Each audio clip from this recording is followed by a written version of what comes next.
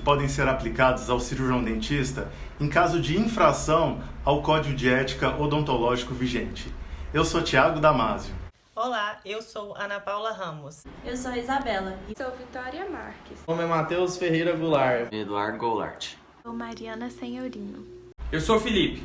E hoje nesse vídeo nós estaremos apresentando as 5 penalidades previstas pelo Código de Ética Odontológico, aprovado pela Resolução CFO 118 de 2012, que podem ser impostas ao cirurgião dentista em caso de desobediência ou desordem a esse código. Em seu capítulo 18, o Código de Ética Odontológico tratará das penalidades e suas aplicações. Vejamos o que diz seus artigos. Artigo 51. Os preceitos desse código são de observância obrigatória e sua violação sujeitará o infrator e quem de qualquer modo com ele concorrer para a infração, ainda que de forma indireta ou omissa, as seguintes penas previstas no artigo 18 da Lei nº 4.324, de 14 de abril de 1964. Sobre o inciso 1º, o inciso da advertência confidencial em aviso reservado. Ela determina ao infrator a pena mais branda, a de avisar, aconselhar e esclarecer ao infrator sobre os detalhes da infração, bem como os preceitos do CEO, garantindo a privacidade, discrição e intimidade do transgressor. Inciso 2. Censura confidencial em um aviso reservado. Nesse caso, o cirurgião dentista recebe uma repreensão de uma crítica severa e reprovação de sua conduta, ainda com a garantia de privacidade, da descrição e preservação da intimidade, equivale a um puxão de orelha no reservado. Inciso 3. Censura pública. Em público oficial. A pena é a mesma do inciso anterior. No entanto, ela é feita de maneira pública, sendo publicada na imprensa oficial e em um jornal de grande circulação, nas jurisdições do Conselho onde o apenado tiver inscrição, principalmente e onde foi cometido o delito. Sabe quando a mãe do Ron Weasley de Harry Potter, a Câmara Secreta, lhe manda um gritador na frente Hogwarts inteira? Então... Aí, pessoal! O Weasley recebeu um berrador. Abre logo, Rony. Eu ignorei o que a vovó mandou e me dei mal.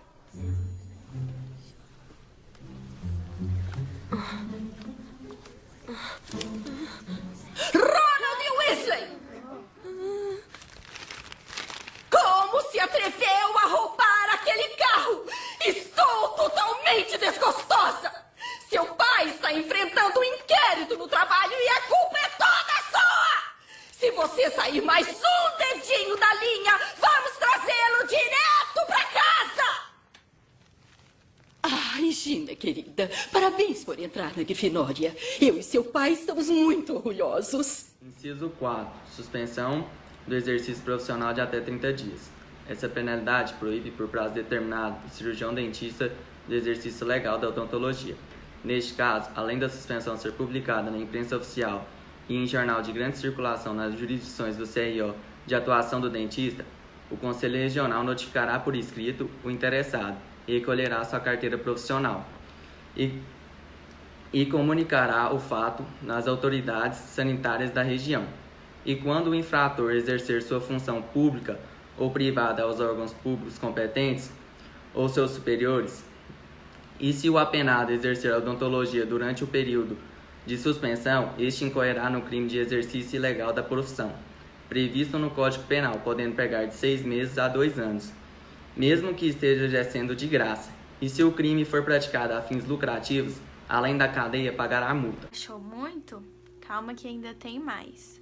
No inciso 5º, além de todas as penalidades previstas no inciso anterior, está prevista também a cassação do exercício profissional ad referendo do Conselho Federal. Essa é a punição mais severa que o cirurgião dentista receberá. Apesar de ser competência do CRO, a aplicação da pena de cassação, devido à sua gravidade, ela precisa ser referendada pelo Conselho Federal de Odontologia.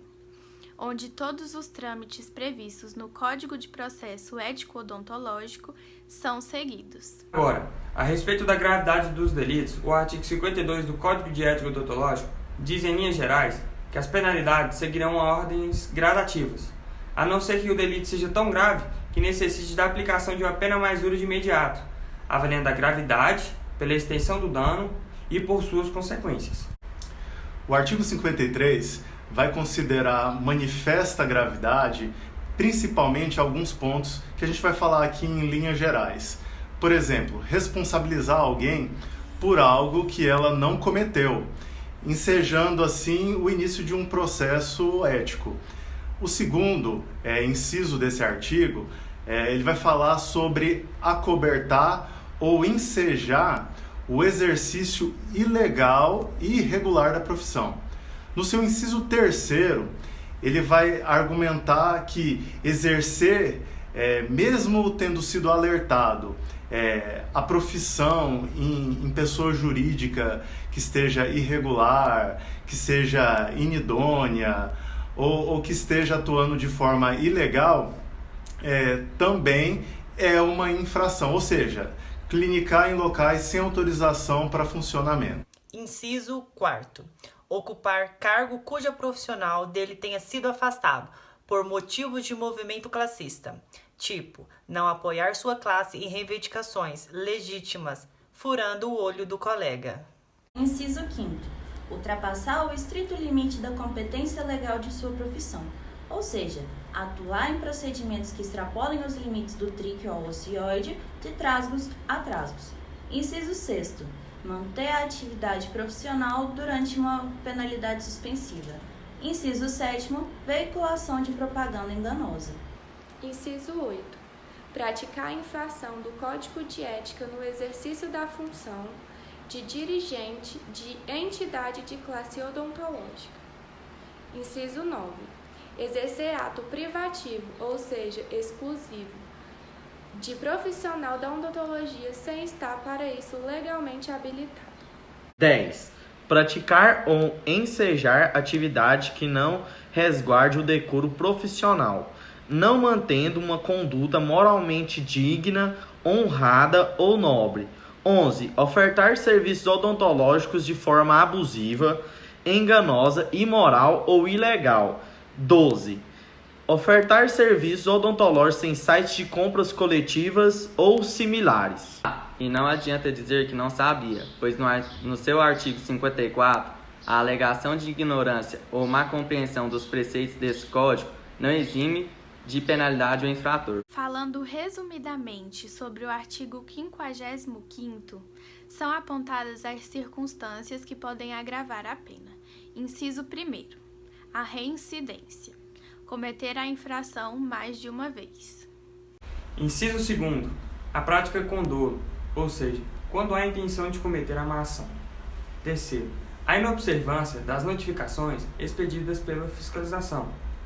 O não comparecimento às solicitações ou intimações do Conselho Regional para esclarecimento ou na instrução da ação ética disciplinar. Inciso 4. Qualquer forma de obstrução do processo. 5º. Cometer falso testemunho ou perjúrio. 6º. Aproveitar-se da fragilidade do paciente. E 7º. Cometer infração com abuso de autoridade ou violação do dever inerente ao cargo ou à função.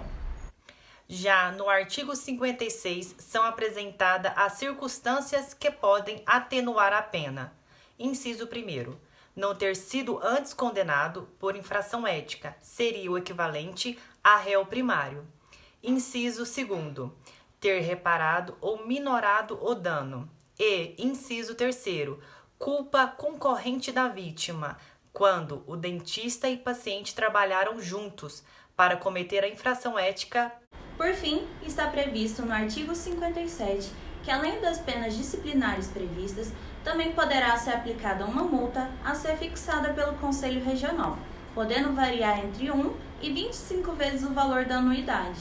O aumento dessa multa será proporcional à gravidade da infração e, em caso de reincidência, a multa será aplicada em dobro. Agora que você já sabe tudo isso, não pode dar bobeira, hein? Obrigado pela atenção e até a próxima.